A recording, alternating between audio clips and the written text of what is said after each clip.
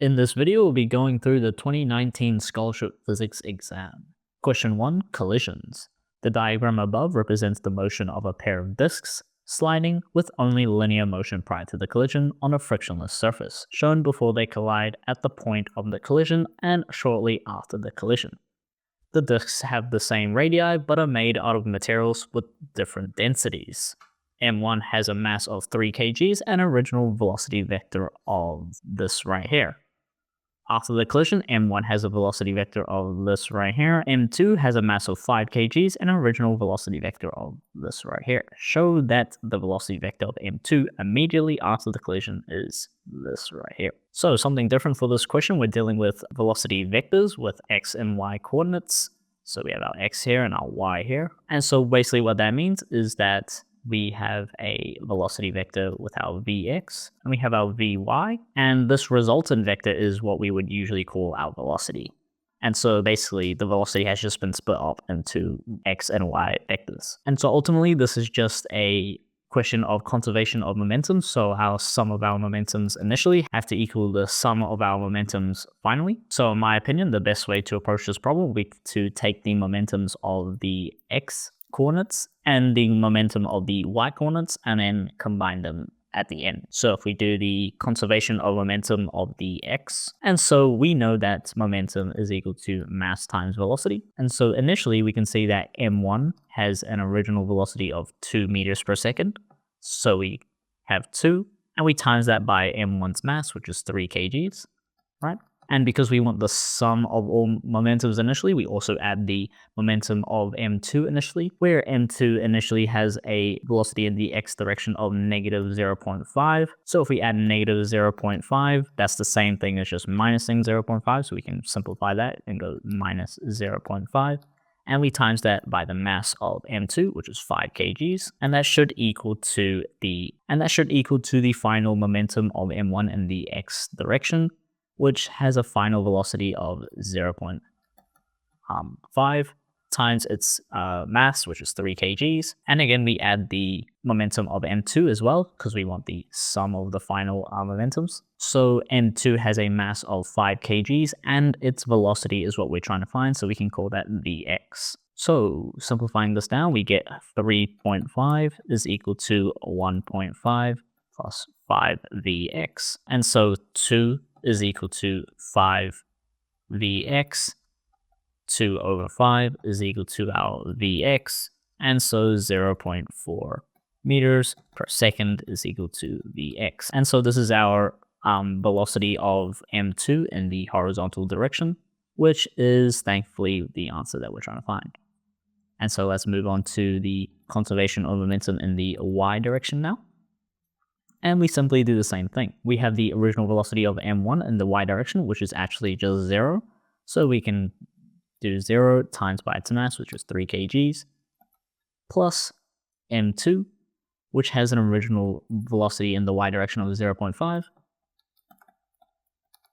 times by its mass, which is 5 kgs. And that should equal to the momentum of m1 plus the final momentum of m2, right? So m1 has a final velocity of 1 meters per second, and that's times by its mass plus our 5 kgs times our vy.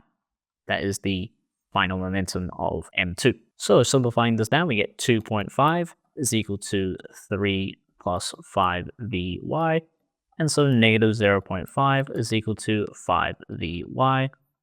Right, negative 0.5 divided by 5 is now equal to vy, and so negative 0.10 is equal to vy. And thankfully, that is also what we're trying to find. And so the velocity vector of m2 is 0.4, negative 0.10, and that is again what we were trying to find. There we go. Show that the collision is inelastic and explain how the collision does not violate the principle of conservation of energy. Okay, so we know that an elastic collision is when there is no net loss in kinetic energy in the system. So therefore, an inelastic collision means there is a net loss in kinetic energy. And so obviously to prove that the collision is inelastic, we need to take the kinetic energy initially and then see if that's different to the kinetic energy finally. And so if the kinetic energy finally is less than the kinetic energy initially, then we know it's an inelastic collision. Okay, so we know that Ek is equal to half mv squared. Now the trick with this question is to do with this v squared right here.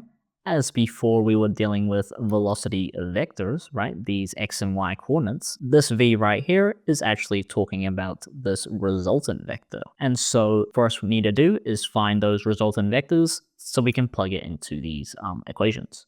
So if we take m1 and we take its initial velocity vector, we can see that initially it has a velocity vector of 2 and then 0, and thankfully because the velocity in the y direction is just 0, then its initial velocity is just 2 meters per second. However, finally, it has a velocity vector of 0.5 and 1, and so it will have 0.5 and then 1 here, so that's 0.5 and that's 1. And so this resultant vector here is our velocity, which is going to be square root 5 over 2. And now for our m2, initially, it's kind of has negative 0.5 and 0.5, negative 0.5, and then our 0.5. And so this is going to be the resultant vector right here. And that gives us a resultant velocity of square root 2 over 2. Now, finally, we have our 0.4. And we have our negative 0.1. And so this resultant velocity is going to be the square root 17 over 10. Okay, so now that we have these resultant vectors, we can now plug them into our kinetic energy. And so our Ek total is going to equal to the Ek of m1 plus the Ek of m2. So our Ek initially is going to equal our half mass of m1, which is 3 kgs, times the initial velocity of m1, which is just 2, as we discussed earlier, right? So 2 squared plus half mass of m2, which is 5 kgs, times its initial velocity, which is square root 2 over 2.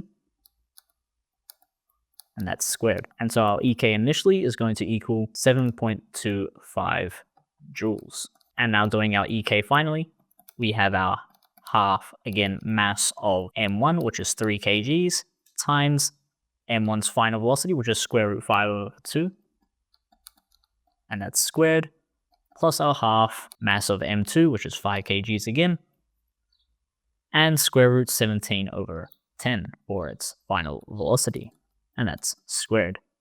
And our final kinetic energy is equal to 2.3 joules. Now, as you can see, there is clearly a loss in kinetic energy, and therefore the collision is inelastic, as there is a net loss in kinetic energy. Thus, as Ek is lost, this is an inelastic collision.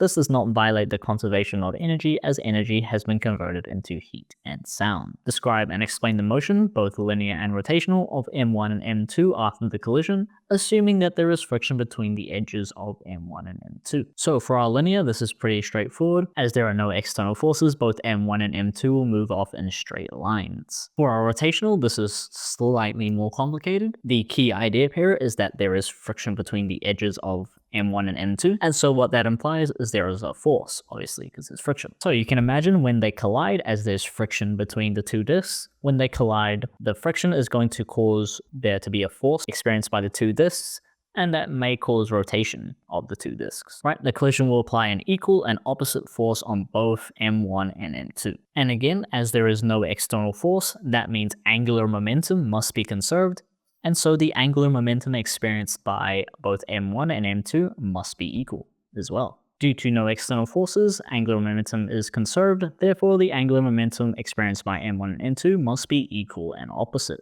Okay, so this question specifically asks for the motion, not the momentum, and so we need to discuss the rotational motion of the disks, not just its momentum. So we know that angular momentum is equal to rotational inertia times angular velocity, and because the angular momentum is equal for m1 and m2, we can say that the rotational inertia for m1 times its angular velocity of m1 is equal to the rotational inertia for m2 times the angular velocity of m2. We know that rotational inertia is equal to mass radius squared, right? Well, actually, I is equal to some constant mr squared, right? Where this constant is usually something like half, right? Or like 2/5 or something, right? But in this case, as the disks have the same radius and its mass is distributed the same across the radius, this k value is going to be the same on both sides, and so we can just omit it, right? And it will just end up being this right here. So we can replace this I with mr squared on both sides. All right, so we have mass of m1 times radius squared omega 1 is equal to mass was m2 radius squared omega 2. Now again, the radiuses are not labeled on both sides because they are equal. And so because they're equal, we can just cancel them out. And so m1 omega 1 is equal to m2 omega 2. And we know the values of m1 and m2, so we can say that 3 omega 1 is equal to 5 omega 2. And so omega 1 is equal to 5 over 3 omega 2. And so from this, we can make a statement, and that says that m1 will be rotating at 1.67, which is equal to 5 over 3, times the angular velocity of m2. And so what that means is for every time that m2 completes one full rotation, m1 will complete 1.67 full rotations. When m1 and m2 collide, there's a separation of charge, as shown below. If the collision takes place in a region of a uniform electric field, describe how the motion of the disks might be affected both before and after the collision. Okay, so before the collision, both m1 and m2 are uncharged, right? They are neutral. And so when they move in an electric field, there's going to be no change in their motion, right? And so we can write that in. Both m1 and m2 are originally uncharged before the collision, and so the electric field will have no effect on their motion. But after the collision, there is a separation of charge, and so m1 is positive and m2 is negative. Right, so let's start off with the motion of m1. Because it is positive, it will experience a force in the same direction as the electric field, right? So if we draw out our m1, it experiences a force this way, and it has a velocity in this direction here. And so what will happen is that the motion of m1 will follow a path such as this, right? Now, for our m2, however, because it is negative, it's going to experience a force this way, right, in the opposite direction to the magnetic field, so it has a force going like this. But its velocity is somewhere like this, right? Because of this, m2 is going to go down like this, but because there's a force pushing it this way, it's going to slow down and then change directions down like this. And you can see in both cases, they follow kind of a parabolic curve, and so we can write that down. However, after the collision, m1 is positive and will experience a force to the right. Therefore, m1 will move in a parabola to the right and flatten out. On the other hand, m2 is negatively charged and therefore will experience a force to the left. Thus, m2 will slow down, reverse direction into a downwards arc following a parabolic curve, changing directions from right to left. Question 2. DC circuits. The circuit below is constructed with the following values for the respective components. R1 has 10 ohms of resistance, R2 is 20 ohms, R3 with 30 ohms. The inductor has a inductance of 2 henries, and the EMF of the cell is 100 volts. These currents in the respective branches are also indicated in the diagram. Calculate the values of I1 and I2 immediately after the switch is closed. The key idea here is immediately after the switch is closed. And so what that means is that there is going to be a high rate of change of current, and therefore a high rate of change of flux, and therefore a high back EMF produced by the inductor. Now this high back EMF is going to be equal to the EMF of the cell. And so you can imagine that if an EMF is produced this way, right, against the motion of the cell, this whole branch here is going to be immediately cut off. And so what you see here is that this is just now a series circuit. And so as this is a series circuit, I1 is equal to I2. And so we know that the EMF is equal to the current times resistance, right? That's our classic V equals IR. Modifying this equation into this scenario, we know that our EMF, we know that's equal to I1 times R1, which is R1 right there, plus I2 R2, right? Now, because I1 and I2 are the same, we can take it out as a common factor and say that our EMF is equal to I times R1 plus R2. Okay, so now we can plug in our values. Our EMF is 100 volts times our current, which we don't know yet, plus R1, which is 10 ohms, plus R2, which is 20 ohms. Now dividing both sides by 10 plus 20, which is 30, right? Over 10 plus 20 is equal to our current. And that's equal to 3.33 amps. And again, that is the current for both I1 and I2 as they are equal. Calculate the values of I1 and I2 a long time after the switch is closed. Right, because this is a long time after the switch is closed, there is now no rate of change of current because, well, the current is now steady, and therefore there's no back EMF being produced by the inductor. And so in order to calculate the values of I1 and I2, we can use Kirchhoff's laws. First off, looking at this circuit right here, we can see that we have an I1, and then it splits off into I2 and I3. And then they both come back at I1 down here. And so what we can say is that I1 is equal to I2 plus I3. And now for our Kirchhoff's laws, we know that we need to find two loops. So our first loop can be this guy right here, and our second loop can be this one right here, which is the outside loop. So we have an inner loop and we have an outside loop. So doing the inside loop first, we can say that our 100 volts, which is our EMF, is equal to our 10I1, where our 10 comes from our R1, which is right here. And that's because V equals IR.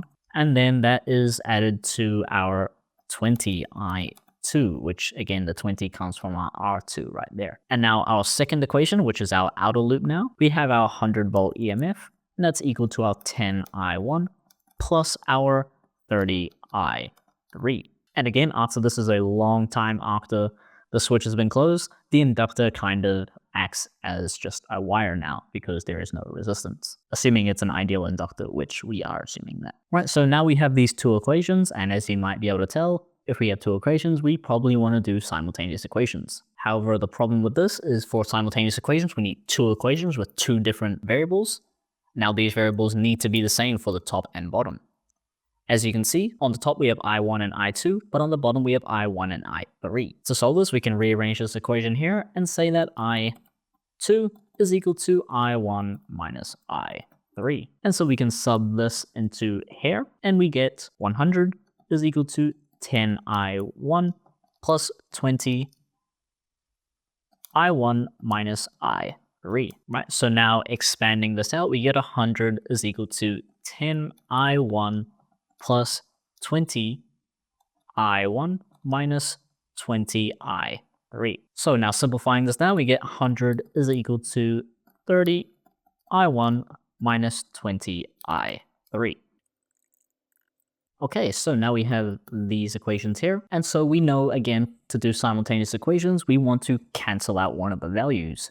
And so the values that I would want to cancel out in this case would be that I1. However, we know that we have 30 I1 at the top and only 10 I1 at the bottom. And so we can times this bottom equation by 3. And what we get is, so now that we have the same values of I1 on the top and bottom, we can minus all the values out. And now we get negative 200 is equal to negative 1, 1, I3. Dividing both sides by negative 110, we get negative 200 divided by negative 110 is equal to I3, which this gives us a value of I3 of 1.82 amps. Okay, so now that we have the value of I3, we can sub it back into any one of these equations. Let's say this equation right here. 100 is equal to 10I1 plus 30I3, which is 1.82.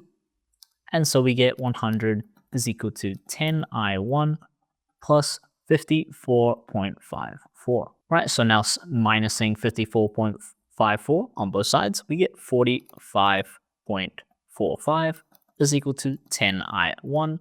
Dividing both sides by 10, we get 45.45 over 10 is equal to I1, which is equal to 4.54 amps.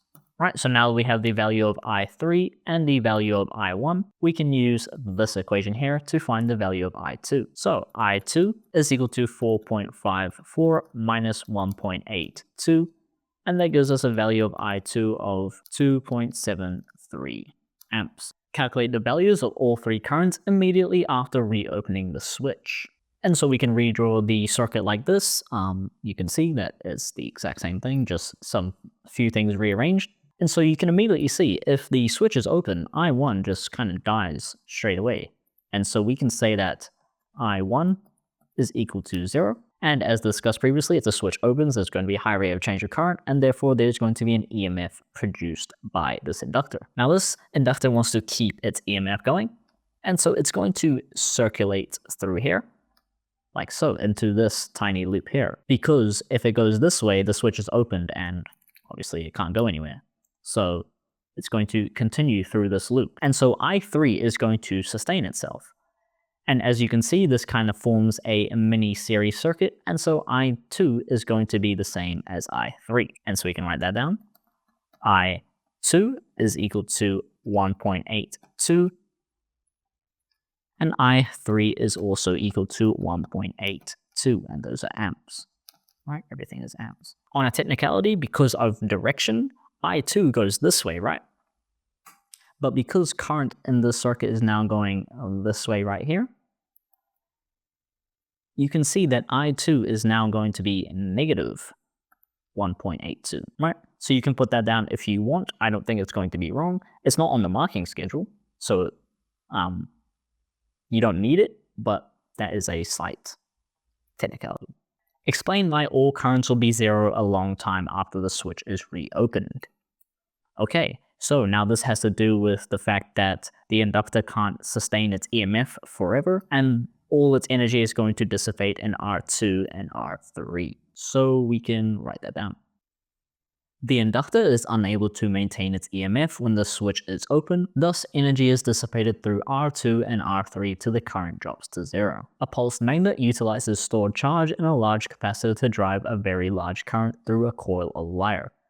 The pulsed magnet can be molded by a series RLC circuit where the coil of the wire is represented as an inductor of inductance L and resistance R. After closing the switch, the magnetic field rises to a peak value that can be much larger than is possible in a conventional DC electromagnet, before decaying away. An example of a magnetic field versus time for a pulsed magnet is shown below, which is this graph right here. Explain why the field takes some time to build to its maximum value, and explain why it eventually decays away. Okay, so a way this question tries to kind of trick you is now it's talking about magnetic field, and what? But we know that our magnetic field is just directly proportional to our current, and so anything that happens to a magnetic field, if it rises, if it decreases, is just going to happen to the current. So you can easily replace this axis of the graph with current if you would like, and it would take the exact same shape. And so that's the first thing we can write down. The magnetic field is proportional to the current. So what we have here is a charged capacitor, right? So there's no power supply, there's no battery. And so when we close the switch, what we get is a increase in the magnetic field, which is just an increase in the current, and then we see a decay. When the switch is closed, the charge from the capacitor is going to flow, and so this is going to cause a high rate of change of current, and therefore a high rate of change of flux, and therefore the inductor is going to produce a back EMF.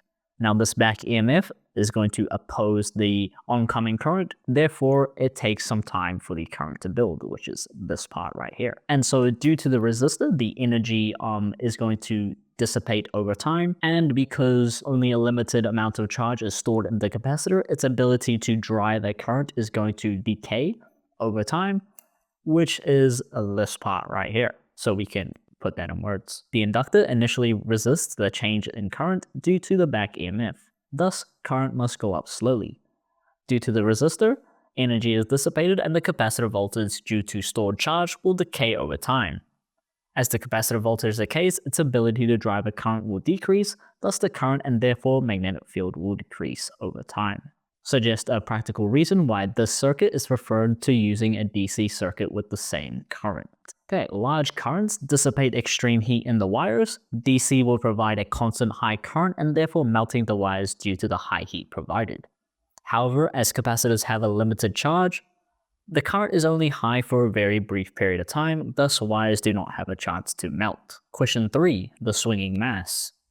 A mass M connected to an inextensible light rope of length L is allowed to swing down from a horizontal position to a vertical as shown below. Show that the maximum tension in the rope is 3 mg. Okay, so as the mass swings down like this, we can say that it goes through kind of like a circular motion. And so, because of that, we know that there has to be an Fc, right?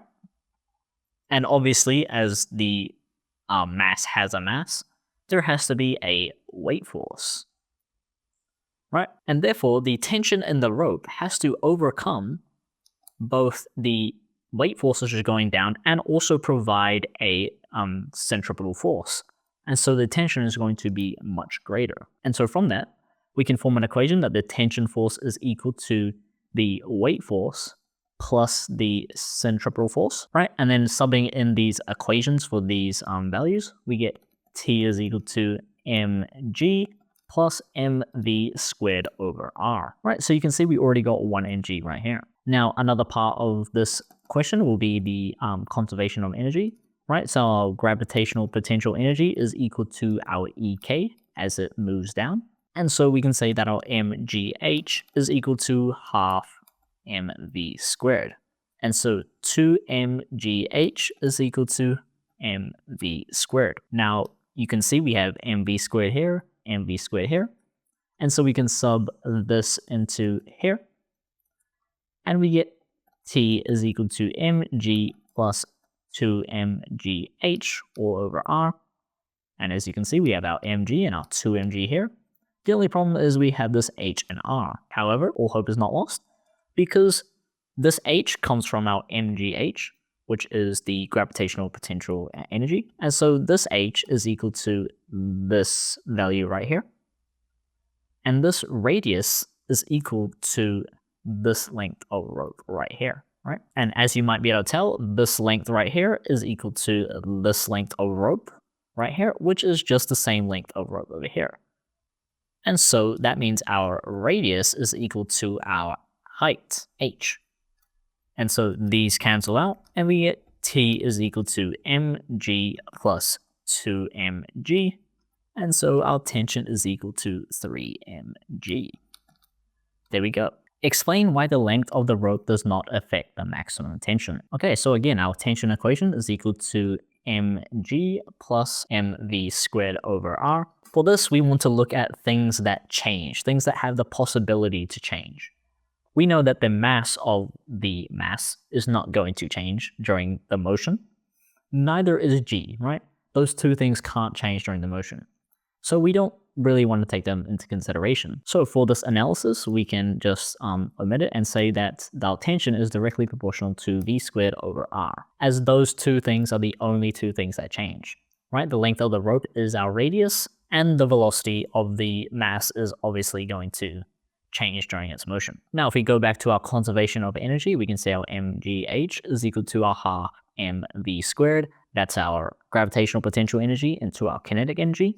And again, 2mgh is equal to mv squared. Now, because we have mass on both sides, we can omit it and say 2gh is equal to v squared. Now, as discussed previously, our h is equal to r, so 2gr is equal to v squared. So now we can sub this into here and say that our tension force is directly proportional to 2gr over r. And again, as we discussed previously, our gravity is not going to change during this, and so we can omit this 2g, right? And say that our tension is directly proportional to radius all over radius. And now the radius, again, in this case, is just the length of the rope. So again, we can rewrite this if we want to. The tension in the rope is equal to the length of the rope over the length of the rope. Now, as you may be able to see now, if we increase the length of the rope, it's going to increase on the top and bottom by the exact same proportion.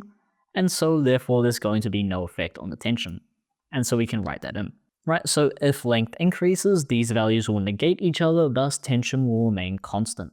The rope is replaced by a piece of rubber with a spring constant of K of the same length L. Show that the maximum tension reached in the rubber when the mass is allowed to swing down is given by that big equation there, where L is the unstretched length of the rubber and X is the maximum extension of the rubber. So just to visualize what is happening, we have our mass like this, and it's eventually going to swing down, let's say, to there, but there is going to be an extra length due to the rope now being rubber. It's going to stretch, and that stretch length is going to be our X, and this length is just going to be our L. And so you can see, so we know maximum tension is going to be observed at this point right here. And so this is the reference frame that we're going to be using to solve this question. So we know our tension, based on previous questions, is equal to our weight force plus our centripetal force, right? Plugging in our equations, we get mg plus mv squared all over r. And in this case, our radius is L plus x. So we can chuck that in, L plus x. Me personally, I don't like L plus x being on the bottom. I like everything being on the top. I don't like fractions. So we can times everything by L plus x. And we get T is equal to L plus x is equal to mg L plus x and plus mv, right? Now gathering our like terms, we can move mg L plus x onto this side right here. And we get T L plus x minus mg L plus x is equal to mv squared. Okay, so now we can park that to the side, and now we can again move on to our conservation of energy. Analyzing this right here, we have at this point here gravitational potential energy.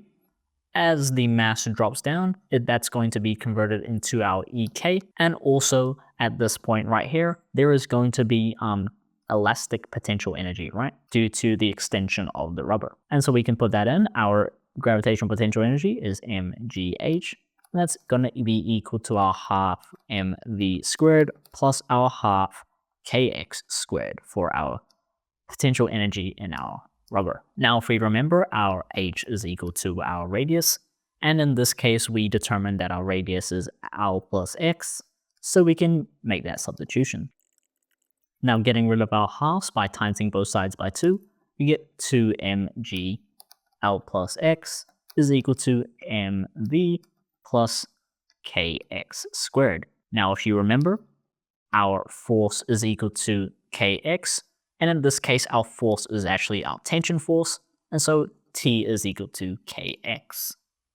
We can make this substitution into here, and we get 2mg L plus x is equal to mv squared plus tx. Moving the tx onto this side to make everything equal to mv squared, we get 2mg L plus x minus tx is equal to mv squared.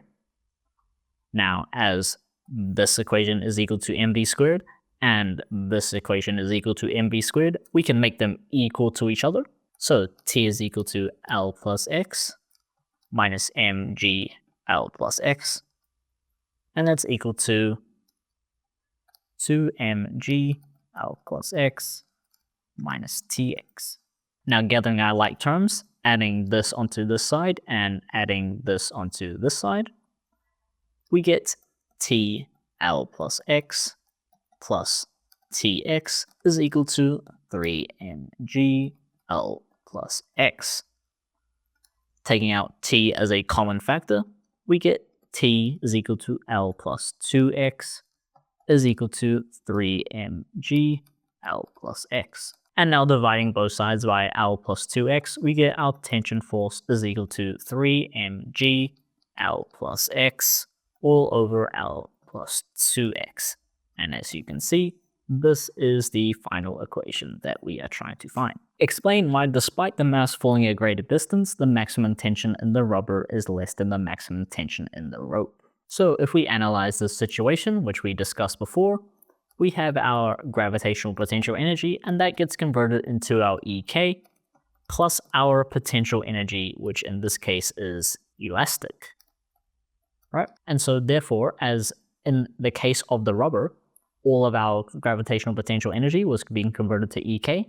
However, now in this case, it's being split up between EK and elastic potential energy, and therefore EK less at bottom, right? Therefore, less velocity at bottom, as EK is directly proportional to V squared. Therefore, due to FC being equal to mv squared all over r, there'll be less FC at bottom.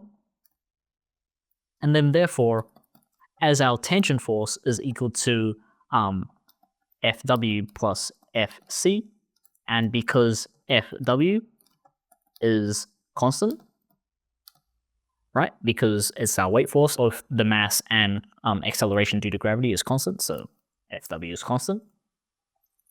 Then as Fc decreases, therefore tension must also decrease. Question 4. All things waves. A string given a constant small amplitude by the vibrator of a fixed frequency f has a third harmonic standing wave established when under tension mg, as shown above. Explain how a standing wave forms with this experimental arrangement. So in this arrangement, we have two nodes on either side, right? We have a vibrator thing on this side, right, which is this.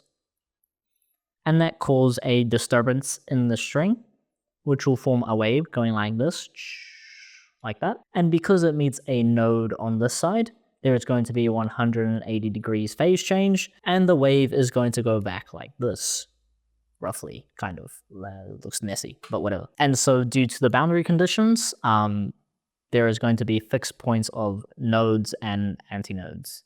The vibrator creates a disturbance, which is a wave, that travels down the string, which is then reflected back.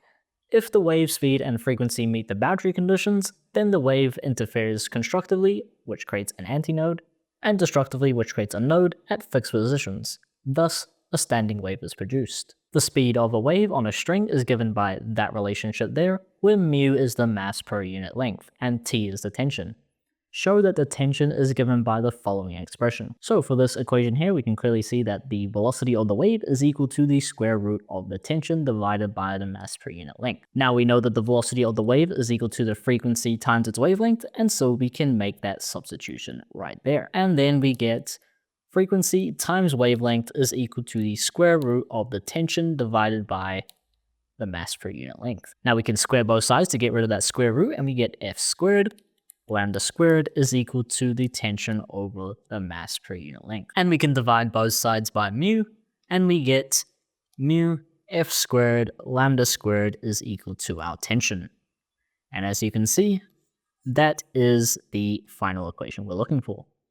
Sweet as. Show that the expression for tension is dimensionally correct. So if you don't know what dimensional analysis is, I have a video about it on my channel. You can go check that out. But if you do know, then we can carry on. So the expression of tension that they're talking about in this case is the one we just found, which is where tension is equal to mass per unit length times frequency squared times the wavelength squared. Now to determine if this equation here is dimensionally correct, we need a reference equation. Now we know that tension is just a force, so we can pick any force equation and do a dimensional analysis of that to see if it matches with this equation here. So let's pick F is equal to ma. Again, you can pick any force equation. You can pick F is equal to the change in momentum over time, and etc., right? So dimensionally, we have our mass, which is just kgs, and we have our acceleration, which is meters per second per second. So dimensionally, this is just kg meters per second, like that. So if this equation dimensionally is equal to kg meters per second, we know it's dimensionally correct. Okay, so let's go through and find the dimensions of all these quantities. Our mu, which is given as a clue up here, is mass per unit length. So we know that's kg per meter, right? Mass per unit length. Our frequency, our f squared, we know that our frequency is equal to 1 over the period. So that means dimensionally, frequency is 1 over s, or s to the minus 1. So our frequency squared is equal to s to the negative 2. Our lambda, we know that wavelength is just equal to meters, and so dimensionally that's just meters squared, right? Our lambda squared is meters squared. And so dimensionally, this tension equation is equal to the mass per unit length multiplied by s to the minus 2 multiplied by m squared. And so as you can see, this does indeed equal to kg meters per second per second. And so, yes, it is dimensionally correct. A fan now blows a breeze against the hanging mass, pushing it out some angle to the horizontal. The standing wave changes under these conditions to the second harmonic. Determine an expression for the new tension in the string. So, we know that before, this was the third harmonic, right? And so the tension under the third harmonic is equal to, so we can label that as T3, right? Tension under the third harmonic was our mu times our f squared times our wavelength squared, right? Now I've labeled lambda 3 in this case to indicate that this is the wavelength of the third harmonic, because we know that wavelength changes under each harmonic, right? We also know up here that our tension is equal to mg. Right, so we can say that our tension on the third harmonic is also equal to mg. Under these conditions, it has changed to the second harmonic. So the standing wave that we're dealing with is one that we have nodes on each end. And so for the first harmonic, the length is equal to lambda over 2. For the second harmonic, the length is equal to 2 lambda over 2, which is just L is equal to lambda, right? As these 2's will just cancel out. And for the third harmonic, which is what we had before, the length is equal to 3 lambda all over 2. So for this, we just ignore this first harmonic because we're not dealing with it. We're only dealing with the second and third harmonics. So as you can see, L is equal to this, and L is also equal to this. So basically, we can say that the wavelength of the second harmonic, right, is equal to 3 lambda of the third harmonic over 2. And so in other words, the wavelength of the second harmonic is equal to 1.5 of the wavelength of the third harmonic, like that. If we rewrite this equation for our tension in the second harmonic, we would say that mu, as mass per unit length, does not change, nor does our frequency change, as frequency is constant throughout all the harmonics. And we times that by our lambda of our second harmonic squared. However, we know that lambda of our second harmonic is equal to 1.5 lambda 3, so we can make that substitution and say 1.5 lambda 3 squared. Now, expanding that out, we can say 1.5 squared is equal to 2.25, and we can bring that to the front, times our mu, times our frequency squared, times our lambda 3 squared. Now, as you might be able to tell, this right here is equal to this right here, right? So this portion right here is equal to our tension in the third harmonic. However, our tension in the third harmonic is also equal to mg, and so we can write tension in the second harmonic as 2.25 mg. And that is our final equation. Explain using examples of physical phenomena how light demonstrates both wave-like and particle-like behaviors. So for our wave-like behaviors for light, we can use the example of diffraction, right? So we know that if our wave goes through a gap, so parallel waves like this, and we know once they go through this gap, they're going to spread out like so. And so this is our wave, but we know if a particle did the same thing, going through a gap, right? We have a particle traveling, right? Goes through that gap, you know it's just going to go straight through and no diffraction is going to take place. It's just going to go straight through that gap.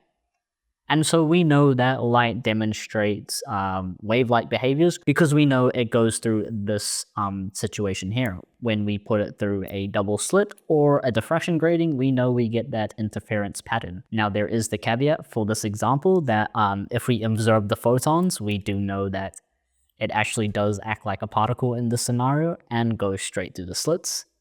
But we're not talking about that for this example. Right, so diffraction is the spreading out of a wavefront when passing through a gap or an obstacle, and we know that particles do not do this. They do not spread out, they do not do anything, they just either hit the obstacle and stops right there, or they pass right through the gap. Right, so a way that light demonstrates particle-like behaviors, we can see through the photoelectric effect. So if you don't remember what the photoelectric effect is, this is where we have a piece of metal, and we have a photon coming in and striking that metal surface, and we get electrons emitted. Now, electrons are only emitted if the energy of that photon is greater or equal to the work function of that metal. If you need more of an update of this, I'm pretty sure I have a video on this on my channel about the photoelectric effect, so you can go and watch that if you want.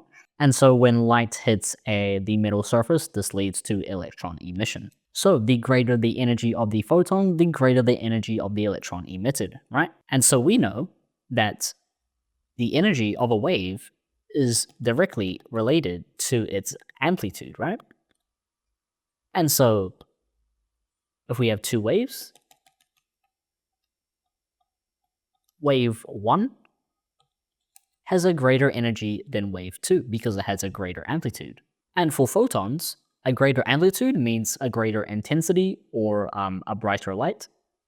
But if we increase the intensity or how bright the light hitting the metal surface is, this does not lead to an increase in energy of the electrons emitted. What does result in an increase in energy of the electrons emitted is a higher frequency. And this is where we get the fact that E is equal to HF. And as H is just a constant, what we're really just looking at is E is directly proportional to the frequency, right? And so there we get that the energy of the photon is directly proportional and directly related to its frequency, not its amplitude or its intensity. Okay, there we go. Crumple zones are parts of a vehicle that are designed to deform during a collision, converting kinetic energy into heat of deformation. As a test, a 2.2 kg model truck moving at 8.33 meters per second collides with the back of a stationary 1.5 kg model car that is fitted with a crumple zone. Immediately after the collision, the model car is moving at 5.55 meters per second. If the model truck is not damaged and a constant force of 500 newtons was exerted during the collision, calculate the maximum change in length of the model car as a result of the collision. Explain all your working. So we need an equation that relates the energy and force applied onto the car and the distance traveled. This equation is our work is equal to force times distance, where we have our force right here, which is 500 newtons. We're trying to find our distance, and our work, by definition, is equal to the change in EK. So we can find the change in EK and we've found our work. Right, so what we have is how fast the truck is moving before, and we also have how fast the car is moving afterwards, but what we don't have is how fast the truck is moving afterwards. So to find that, we can use our conservation of momentum, where the momentum of the truck is equal to, again, mass times velocity, which is equal to mass of the truck, which is 2.2, times its velocity, which is 8.33. And that gives us a momentum of 18.326 kg meters per second. Now we can find the momentum of the car, which again is equal to mass times velocity, and the mass of the car is 1.5 kgs times 5.50, and that gives us a momentum of 8.325 kg meters per second. Right, and so we can find the change in momentum from this, and that's 18.326 minus 8.325, and that gives us a change in momentum of 10.001 kg meters per second. Right, and so we can use our P equals mv to find the velocity of the truck. So we have our velocity is equal to momentum over our mass, where our momentum is that change in momentum, and our mass is the mass of the truck. And that gives us a velocity of 4.546 meters per second. So just going over what we just did, we have the total momentum of the system as the truck is the only thing moving, right? It's a stationary car. So the truck is the only thing moving, so this is the total momentum of the system before the collision. Now, after the collision, this is the momentum of the car, And so to find the momentum of the truck after the collision, we can take the change in momentum from the final minus the momentum of the car to get what's remaining, which is just the momentum of the truck, as momentum is conserved. And so we rearrange for velocity, and we get the velocity of the truck. Okay, so now that we have that, we can find our change in EK. And so to do this, we can find our EK initially, and that's equal to our half mv squared, which is equal to half the mass of the truck, which is 2.2, times the velocity of the truck, which is 8.33, and that's squared. And that gives us a kinetic energy initially of 76.32 joules. Now our kinetic energy finally is going to equal to the kinetic energy of the truck plus the kinetic energy of the car.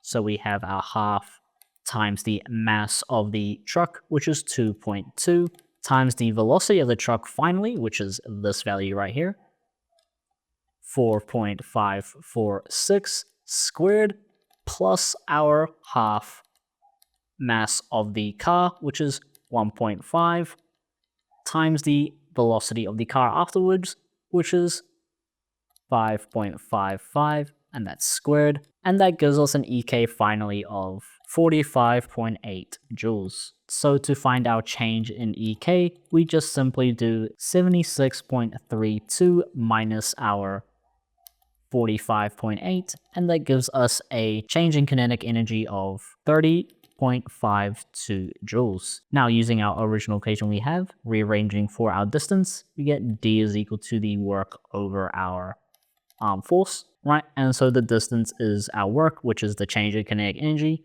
30.52 divided by the force, which is 500, and we get a distance of 0.061 meters.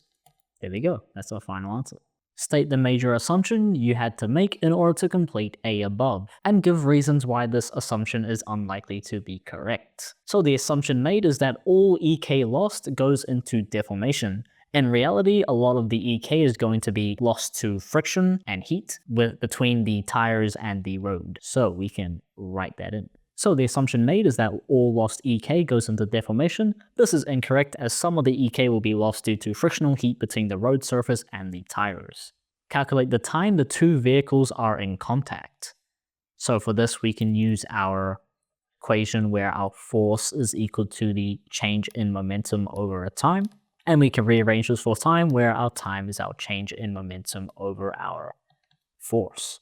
And so for our change in momentum, we can take the change in momentum of the car. The reason why we take the car is because the car is originally stationary, and so therefore its momentum initially is just going to be 0, and so we can just take its final momentum, which is this right here. All right, so our change in momentum is 1.5 times 5.55, and so we can sub that in, where our time taken is 1.5 times 5.55, all over our force, which is 500 newtons, and that gives us a time of 0.017 seconds. Using physical principles, explain why it is a cause for concern if vehicles do not have crumple zones. So as change in momentum is equal to the force over time, if both vehicles did not have crumple zones, then the duration of the collision, or the time taken for the momentum to change direction, will decrease. Therefore, as momentum is conserved, the force will be greater, thus leading to greater injuries for the passengers. Using physical principles, explain how the seatbelt can reduce injuries in a collision. So this is very similar to the question above, where the seatbelt actually extends the duration of the collision. If you can imagine, if you're sitting in a car and you come to a sudden stop, this seatbelt will allow you to lurch forward for a bit before grabbing you. And so that extends the duration of the collision. Right. Also, the seatbelt spreads the force all over your torso, and so there's less damage done to each part of your body. So we can write that in. So seatbelts force the passengers to slow down with the vehicle, which slows down gradually due to the vehicle having crumple zones. Right. So basically, what that just means is that it prevents you from flying out the windshield when you go through a crash, right? So you slow down with the car. Also, seatbelts increase the time taken for the passengers to change their momentum, thus resulting in a decreased force experienced by the passengers. So that's what we were just talking about with the crumple zones, right? Crumple zones increase the time of the collision, thus resulting in less force experienced by the passengers. Moreover, the seatbelts also distribute the force over a large area, thus reducing the peak force experienced by the passengers. These factors result in less injuries sustained by the passengers. And we're done.